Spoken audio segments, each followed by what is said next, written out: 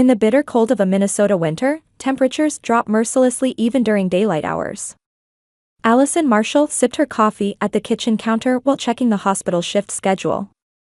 Her husband Robert had been working on a large construction project in the Middle East for 3 weeks, and she was taking care of their 6-year-old daughter Lily by herself. Fortunately, her mother Carol and sister Vanessa lived in Minneapolis and could help when needed, at least on the surface. "Lily, breakfast is ready," Allison called upstairs. Bailey, the family's golden retriever, wagged his tail and bounded up the stairs to fetch Lily. Balancing childcare with her nursing job at the hospital wasn't easy, especially while Robert was away on extended business trips. Allison smiled, remembering his latest video message. "Don't worry, I'll be back in a week," he had said. The sound of little feet scampering down the stairs could be heard, and Lily appeared wearing blue pajamas. Her blonde hair was disheveled from sleep, but her smile was as bright as the morning sunshine. "Good morning, Mom," Lily hugged Allison. "Am I going to Grandma's house after school today?" Allison shrugged slightly. "Yes, because Mommy needs to work late at the hospital today. But don't worry, Bailey can come with you." Lily let out a small sigh. "But at Grandma's house, it's always Amy who..." She stopped mid-sentence. Allison didn't press further. She noticed this hesitation in her daughter almost daily. Carol should love both granddaughters equally, but something felt off. Amy, Vanessa's 8-year-old daughter, always seemed to receive special treatment from Carol, the latest gaming devices, stylish clothes, and most importantly, attention. "Lily, don't worry. Don't forget to bring the teddy bear Dad gave you." Robert had given Lily a small brown stuffed bear. "If you ever have any trouble, press the button on the back of this bear," he had told his daughter. He hadn't told Allison it was a hidden camera. He had only said it was a secret gift from Dad. After breakfast, Allison dropped Lily off at preschool and headed to the pediatric ward of Minneapolis General Hospital. Walking down the white corridors, she thought about her patients, children fighting brave battles against illness despite challenging home environments. "Allison, got a minute?" her colleague Susan called out. "Today looks tough. There might be an emergency heart surgery this afternoon. If that happens, it's going to run long." Allison checked her watch. "That would be difficult. I was planning to leave Lily with my mother today." When she called Carol, the reaction was as expected, a slightly disgruntled but reluctantly agreeable voice. "I had plans today, but I suppose I'll have to manage." Allison hung up with a sigh. Her relationship with her mother was complicated. Carol thought Allison led a plain and boring life. Meanwhile, Vanessa cultivated the image of a perfect family on social media, running an account themed around ideal parenting, something Carol took pride in. As the day progressed, the emergency surgery materialized as anticipated. Allison called the preschool to let them know she wouldn't be able to pick up Lily. The preschool would contact Carol, who would collect Lily and Bailey. As she changed into her surgical scrubs, Allison felt a small knot of worry in her chest. Recently, Lily had been different when she returned from her grandmother's house. She seemed to be hiding something. Allison resolved to focus on the surgery. Allison's smartphone suddenly rang, breaking the silence of the surgical prep room. "Ms. Marshall, hurry. Dr. Phillips has already started preparations," said Harriet, the head nurse. Allison sighed and ended the call. The preschool was about to close, and she had just confirmed final arrangements for Lily's pickup. She suppressed the growing anxiety in her chest and called Carol. "Mom, I'm really sorry. An emergency heart surgery came up. Can you keep Lily longer?" A sigh came from the other end of the line. "I have my bridge club today, but I suppose I'll have to manage," Carol replied with dissatisfaction. "What time will you pick her up?" "As soon as the surgery is over. It'll probably take about 5 hours." 5 hours? Carol's voice was clearly irritated. "I was planning to attend Amy's dance recital." Allison felt a pang of sadness while making excuses. Her mother always prioritized her niece Amy's activities. "I'm really sorry, Mom. I don't have a choice." While preparing for surgery, Allison called her daughter. The preschool staff must have brought the phone to her. Lily, Mommy has an important surgery today. Grandma will come pick you up. There was a small silence on the other end. But, Mom. Lily's voice trembled slightly. I don't want to go to Grandma's house. Pain shot through Allison's chest. It's okay, Bailey will be with you too, and I'll come get you as soon as I can. Take the teddy bear Dad gave you. Do you promise? I promise. Mommy will come as soon as possible. The repair of the little boy's heart was more complex than expected. Allison concentrated on the monitor while occasionally glancing out the window. The snow was intensifying, and the streetlights looked hazy through the blizzard. She thought she should contact her mother but couldn't during surgery. Another hour passed before the surgery finally ended. Allison dragged her tired body and hurriedly called Carol. Outside, it was completely dark, and the temperature had dropped dramatically. Mom, I just finished. I'm on my way now. Oh, that's fine, Carol's voice was strangely distant. Lily is playing outside. Allison stopped in her tracks. Outside? But it's snowing, and it's dark. I let Bailey out a while ago. Lily wanted to go with him, Carol said. In the background, the sounds of Amy's video game could be heard. Sensing something was wrong, Allison said, I'll be right there, and hung up. With her chest full of worry, she rushed out of the hospital. Driving through the Minneapolis streets, Allison's anxiety only grew. The snow was getting heavier, and the wind stronger. When she arrived at Carol's house, she encountered an unbelievable sight. Lily and Bailey were sitting on the front porch steps, shivering. Lily wore only a thin coat, her hair wet with snow, and her face red from the cold. Bailey loyally sat beside the little girl, trying to keep her warm. Lily. Allison cried, jumping out of the car.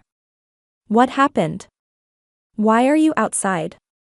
Lily looked up, her small voice coming from frozen lips. Mom. She said, crying. Grandma told me to stay outside, because Bailey would make the house dirty. Unbelievable anger surged through Allison. She hugged her daughter and quickly carried her to the car. She started the engine and turned the heater to maximum. How long have you been outside? Allison asked, stroking Lily's wet hair with trembling hands. I don't know. Lily answered, shivering. The sun moved. Allison walked toward the front door. When she knocked forcefully, Carol opened it. Behind her, Amy was engrossed in a video game. The room looked warm and comfortable. Oh, Allison, you're here already? Carol said as if nothing was wrong. Why was Lily outside? Allison's voice shook with anger. Carol shrugged. That dog runs around and dirties the carpet. Besides, children should play outside.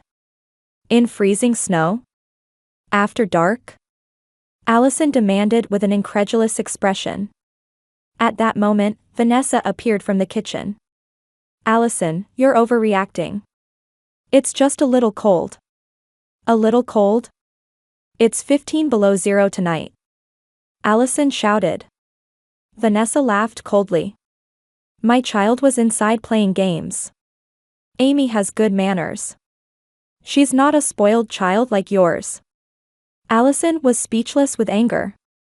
She stared at Carol and said in a low voice, this is the last time. I will never leave Lily with you again. Allison, don't exaggerate, Carol said. Children should experience some hardship. Your parenting is too soft. Too soft? Allison said with disbelief. Freezing my daughter is what you call experiencing hardship? Just then, the car horn sounded. Lily had pressed the horn. I'm leaving, Allison said. And don't contact me again. Allison gripped the steering wheel with shaking hands and drove away from Carol's house. In the car, Lily was still shivering. Mom, did I do something bad? Lily asked in a small voice. Tears welled in Allison's eyes. No, you didn't do anything wrong. I promise. She was burning with thoughts of revenge. This wasn't just family discord, it was clear abuse. Back home, Allison gave Lily a warm bath and carefully checked for signs of hypothermia. Fortunately, despite being outside for a long time, neither Lily nor Bailey showed symptoms of serious frostbite. That night, after Lily had finally fallen asleep, Allison called Robert. It was before dawn in the Middle East, but he answered on the first ring. "Allison? Is something wrong?" His voice was full of concern. Holding back tears, Allison told him everything that had happened that day. Robert's anger was palpable even over the phone. "I'm coming home right away," he said firmly. "This is unacceptable." "Robert, calm down," Allison said. "Caring for Lily is the top priority now. I'll handle things according to my judgment until you get back." After hanging up, Allison peeked quietly into Lily's room. Her daughter was sleeping, hugging the teddy bear. Looking at that small body, Allison strengthened her resolve. She could not let this incident slide. A week passed after the incident. Since the day she was left outside, Lily had been crying more at night and becoming frightened by small things. Allison continued to ignore the successive calls from Carol and Vanessa, and at work, she arranged for her colleague Susan to babysit in emergencies. That evening, Lily woke up from another nightmare. "Mom. It's cold outside. Let me in," she cried out in the darkness. Allison rushed to her daughter's room. "It's okay, baby. Mommy's here," she gently embraced her daughter. Lily's small body was trembling. "You never have to go to Grandma's house again. Do you promise?" Lily's eyes were full of tears. "I promise," Allison said firmly. The next morning, after Lily had gone to school, Allison began tidying her daughter's room. While picking up toys scattered on the floor, she spotted a small brown object under the bed. Bending down to reach it, she found the teddy bear Robert had given to Lily. "Why is this here?" Allison wondered as she picked up the teddy bear. She recalled Robert saying something about this bear before he left. Something about a secret gift. As she examined the bear, her fingers touched something hard on its back. Looking closely, she found a small button. Driven by curiosity, she pressed it, and a small light flashed from the bear's eyes. "This is..." Allison gasped in surprise. She examined the bear further and discovered a small USB port. She quickly connected it to her computer, and a message appeared, "Recorded data available." Allison's hands trembled. She finally understood what her husband had done. Robert had planted a hidden camera in the teddy bear to ensure Lily's safety. She took a deep breath and pressed play. The first footage was from Lily's room. Next came scenes from Carol's living room. Amy was playing with a new gaming device, with Carol sitting beside her, praising her granddaughter. "Amy, you're so smart. You're good at this game too." The camera recorded from Lily's perspective, showing her sitting quietly in the corner of the room. She was reading a picture book with Bailey, but no one seemed to notice her. The footage continued, changing to a scene where Carol was speaking to Lily. "Your mom is too busy. We're not a real family," could be clearly heard. Allison gasped. Even more shocking scenes followed. Amy taking away Lily's toys, insisting, "This is mine." Vanessa watching and laughing, telling Carol, Amy knows how to stand up for what she wants. And then, the most heartbreaking moment was shown. The afternoon when snow began to fall. Carol was pushing Lily and Bailey outside. "Bailey makes the house dirty, so no," Carol said coldly. "Go play outside." "But it's cold." Lily's small voice could be heard. "Complaining about a little cold just shows how spoiled you are," Carol replied, closing the door. The video captured hours of Lily and Bailey waiting outside, shivering. Occasionally, Lily would knock on the door, pleading, "Let me in, please." But there was no response. The footage ended with Allison rushing to the front door. Allison stared at the screen, tears streaming down her cheeks. With trembling hands, she made a video call to Robert. Considering the time difference with the Middle East, he might be on a work break. After several rings, Robert's tired face appeared on screen. "Allison?" Is something wrong? Why did you give Lily a camera without telling me? Allison asked directly. Robert was silent for a moment, then answered with a serious expression. I didn't want to worry you. But haven't you noticed how strange Lily has been acting when she comes back from your mother's house? I've been concerned for a while. I thought without evidence, Carol would never admit anything. Your instincts were right, Allison said, her voice shaking. I just watched the footage. She explained the content of the video to Robert. She could see his face gradually contorting with anger. I'm returning home immediately, Robert said decisively. This isn't just favoritism, it's clear abuse. Robert, be calm, Allison said. Caring for Lily is our first priority now. When you get back, we'll have a family meeting. Not just with Carol and Vanessa, but also with your parents via video call. This issue needs to be addressed by the whole family. Robert nodded. Understood. I'll be on tomorrow's flight. Have you said anything to Carol and Vanessa? Not yet. I've been ignoring their calls. That's better. Let's confront them with the evidence. After ending the call, Allison returned to Lily's room and put the teddy bear back in its place. Looking at the bear, she thought, you're our little hero. That night, Allison received another call from Carol. Seeing the caller ID, she took a deep breath before answering. Allison, enough is enough, Carol's voice was filled with anger.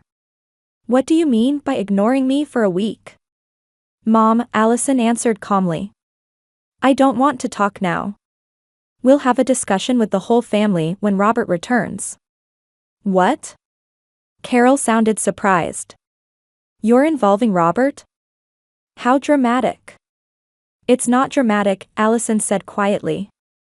Can you come to our house the day after tomorrow? Vanessa too. For what purpose? We have important matters to discuss, Allison said without further explanation and hung up. 2 days later, Robert returned as planned. He embraced his daughter at the airport and didn't let go for a long time. Lily, are you all right? Lily nodded and said in a small voice, Dad, the teddy bear helped. Robert caught Allison's eye and nodded silently. As they headed home, they began preparing for the next day's confrontation. They also asked Robert's parents, George and Martha, to participate via video call. Living in Ohio, they were deeply troubled to hear what had happened to their granddaughter. Tell us what we can do, George said on the video call. If necessary, we'll come to Minneapolis right away. Allison was grateful for her in-laws' support. They always put family first and loved Lily unconditionally, in stark contrast to her own mother and sister. That night, after Lily was asleep, Allison and Robert sat in the living room to talk. What do we do when they come tomorrow? Allison asked. Robert answered with a determined expression. We show them the truth. Their excuses and denials won't work anymore. Lily's safety and well-being are our top priority. Allison nodded and held her husband's hand. The next morning, Allison and Robert left Lily with a trusted neighbor and prepared for the family meeting. Robert connected a laptop to the TV so the video could be viewed on a large screen. While brewing coffee, Allison mentally rehearsed the words she had been practicing. When they arrive, let's talk calmly first, Robert placed a hand on his wife's shoulder. We shouldn't let anger cloud our judgment. The doorbell rang, and Allison took a deep breath before opening the door. Carol and Vanessa stood there. Carol's expression was hard, and Vanessa was visibly irritated. Making such a big deal, Carol said as she entered the living room. Just to discuss a family matter, why did you need to call Robert back? Please sit down, Robert said calmly. George and Martha will also join us via video call. On the screen, the concerned faces of Robert's parents appeared. Carol, Vanessa, George greeted them. It seems there's an important matter to discuss. Carol folded her arms and asked, what is this about? Allison caught Robert's eye and nodded. Robert took the remote control and said, we have something to show you, and started playing the video. As the footage began, the atmosphere in the room changed. The color drained from Carol and Vanessa's faces. The scenes of Amy being favored, Carol speaking coldly to Lily, and most shockingly, Lily and Bailey shivering in the snow, knocking on the door. "Let me in, please, it's cold." Lily's small voice echoed throughout the room. Over the video call, Martha could be heard gasping. "I can't believe it." When the video ended, a heavy silence filled the room. Allison spoke quietly, "Is this what you call a family?" Carol opened her mouth, but quickly closed it. She stared at the video, seemingly searching for an excuse. "It's just a misunderstanding," she finally said. "Don't take a small child's words at face value. Lily likes playing outside." "The footage shows you pushing her and Bailey outside," Robert calmly pointed out. "Lily said it was cold, but you closed the door." "And you said Lily's mother is too busy," Allison added. "That we're not a real family." Vanessa suddenly stood up. "Isn't this a legal recording?" "It's against the law. As parents, it's our natural duty to protect our child," Robert replied calmly. "Leaving my daughter outside in the cold is not mere carelessness, it's abuse. This is unacceptable. I am your mother." Carol raised her voice. "I don't deserve to be treated this way. If you're a mother, you should love all your grandchildren equally," Allison said. "But you favored only Amy and discriminated against Lily. I can't trust my daughter with someone like that anymore." From the video call, George's voice quietly resonated. "Carol, this is a serious issue. Not just family discord. A child's safety has been threatened. We're moving to Minneapolis," Martha said, "to help care for Lily." Carol and Vanessa looked at each other, speechless. "The result of this meeting," Robert said, standing up, "is that Lily's safety and mental health are our top priority. Until you deeply reflect on your actions and change, contact with Lily will not be permitted." "What?" Carol's voice trembled. "I can't see my grandchild." "That's the consequence of your choices," Allison said quietly. "Lily is afraid of you. Until her feelings change, we will keep our distance." Vanessa's face reddened with anger. "I'll tell everyone on social media about being a victim betrayed by family." "Go ahead," Robert calmly replied. "But be prepared for this video to be made public as well." At those words, Vanessa fell silent. 1 month later, Allison's family life was gradually regaining stability. Robert negotiated with his company to increase remote work so he could prioritize family time. George and Martha stayed in Minneapolis for 2 weeks as promised to help care for their granddaughter before returning to Ohio, but they continued frequent video calls. Lily began seeing a child psychologist, and her night crying gradually decreased. She slowly regained her smile and started showing her previous lively behavior at school. Meanwhile, Carol and Vanessa's situation continued to deteriorate. Vanessa's attempt to portray herself as a victim on social media failed to gain sympathy from her followers.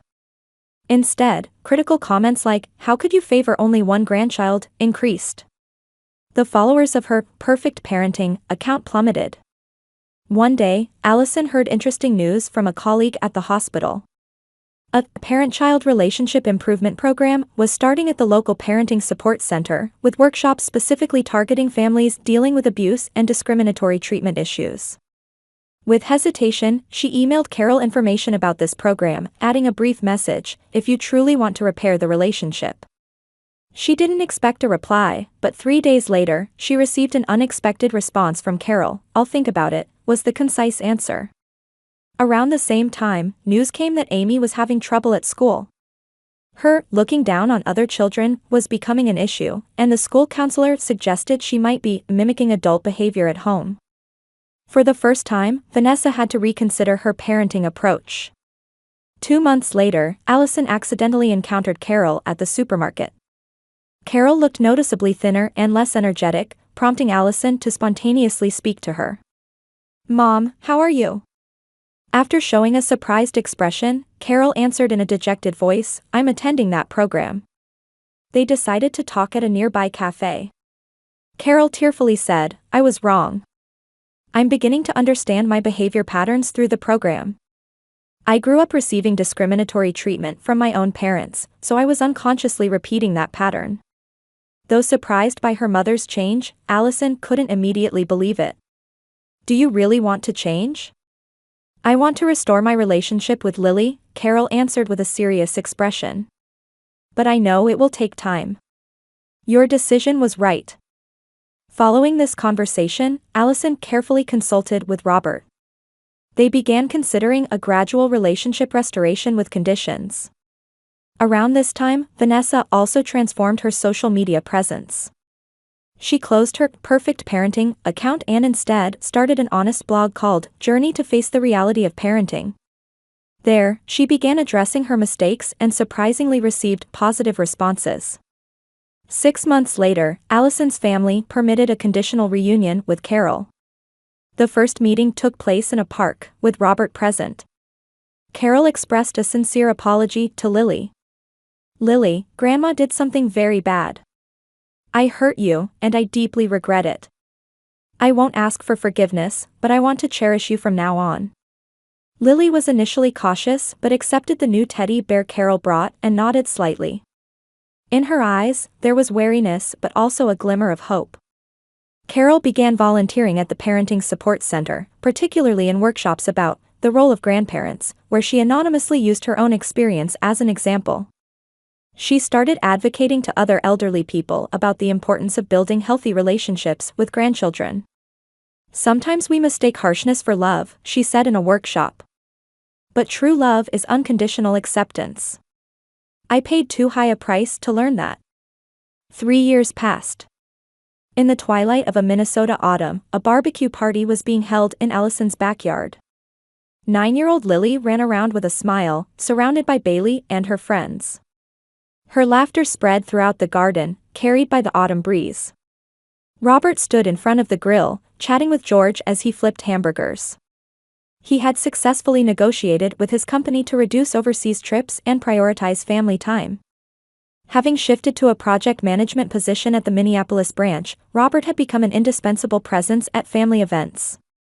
At the patio table, Carol, Martha, and Allison were preparing salad while engrossed in conversation. Carol was like a different person from 3 years ago. Her warm smile as she watched over her grandchildren showed no trace of her former coldness. Lily's artwork for the painting contest was wonderful, Carol said. That imagination comes from your influence, Allison. Allison smiled. Thank you, Mom. Carol had now become an official staff member at the local parenting support center, specifically running programs for grandparents.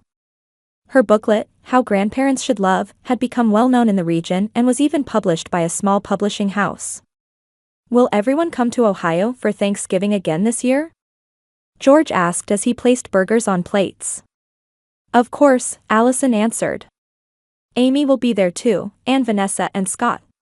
Vanessa had married a year ago and was now studying to become a family therapist.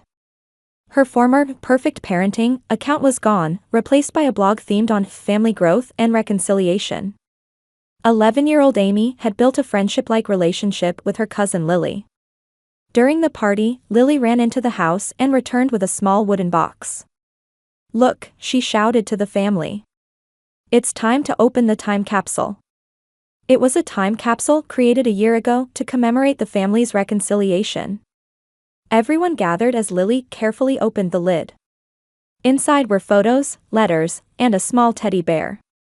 This is the bear that saved me, Lily said with a smile. The room fell silent for a moment. Then Carol stepped forward and knelt beside Lily. Yes, this bear saved you, she said quietly. And ultimately, it saved Grandma too. Carol gently embraced Lily. Thanks to you, Grandma learned what true love is.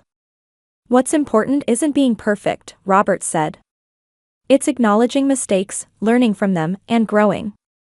Allison looked around at her family, savoring a peaceful sense of happiness. They had overcome difficulties and were bound by stronger ties. Lily had now grown into a confident girl who was certain of being loved.